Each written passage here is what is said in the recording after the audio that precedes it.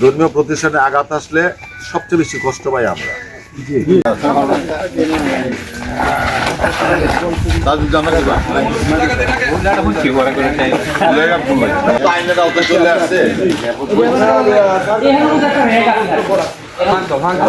Plastic একটা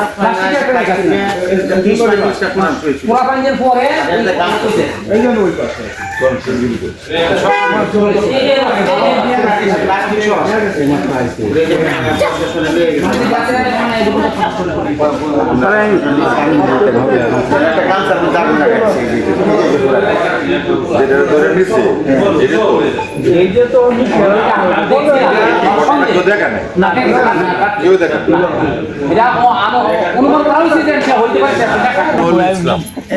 আমরা শান্তি চাই। আর আমার ধর্মীয় প্রতিষ্ঠানে আঘাত আসলে সবচেয়ে বেশি কষ্ট পাই আমরা। আমি কালকেও একটা মিটিংয়ে বলে আসছি, যারা নামাজ রোজা ঠিক মতো করে না, যদি কোথাও কোনো প্রতিষ্ঠানে বা ধর্মের উপরে ধর্মীয় লোক আঘাত আসলে এরা বেহার আগে দৌড়ে যাই। জীবনে তো ওই বালা কাম করতেছি না, তো একটা কাম করি ধর্মের পক্ষে একটা, ঠিক না? এইটা একটা সাংঘাতিক বিষয়। কিন্তু আমি কিন্তু বসে থাকতে পারি।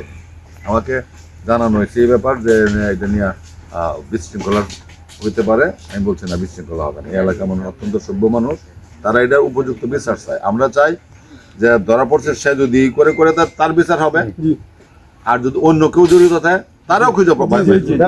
আমি এসপির সাথে কথা বলছি, আমি ডিসির সাথে কথা বলছি, ওসি ইউনোর সাথে আমি কথা বলছি। আপনারা নিশ্চিত থাকতে পারেন যে আমার কোরআন শরীফ পড়ে আড়াইছে, এটা সহ্য করার কোনোভাবে সহ্য করার মতো না। আমি যেটা একটা পাতা পাইলে তোমার দিয়ে কপালো লাগাই, এটাতে আমরা পরে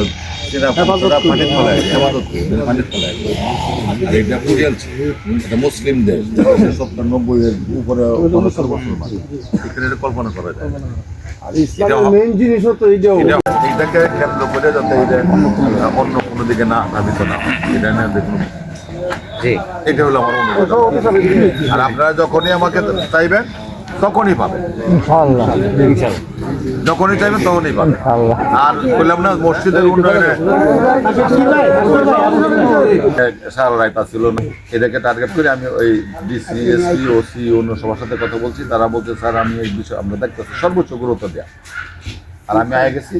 এটার দুইটা কারণ হতে পারে, একটা হলো যে পাগল, নাইলে নেশাখোর, সে মসজিদ চিনে না, কোরআন শরীফ চিনে না, এই চিন্তা এটা হয়েছে। আরেকটা হইতে পারে যে আমাদের সামনে যে ইলেকশনকে কেন্দ্র করিয়া সাম্প্রদায়িক দাঙ্গা বিশৃঙ্খলা সৃষ্টি করার জন্য হইতে পারে। প্রশাসন সর্বোচ্চ গুরুত্ব এটা তদন্ত করতেছে। দোষী ব্যক্তি বাইরে আসবে, দোষী ব্যক্তি বিচার হইবে। আর বললাম না যে আমি বিচারের জায়গা তো আমি আমার হস্তক্ষেপ আছে।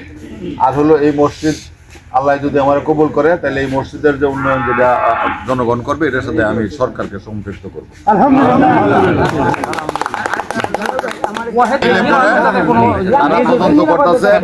মাঠ পর্যায়ে কিন্তু গোয়েন্দারা কাজ করতেছে।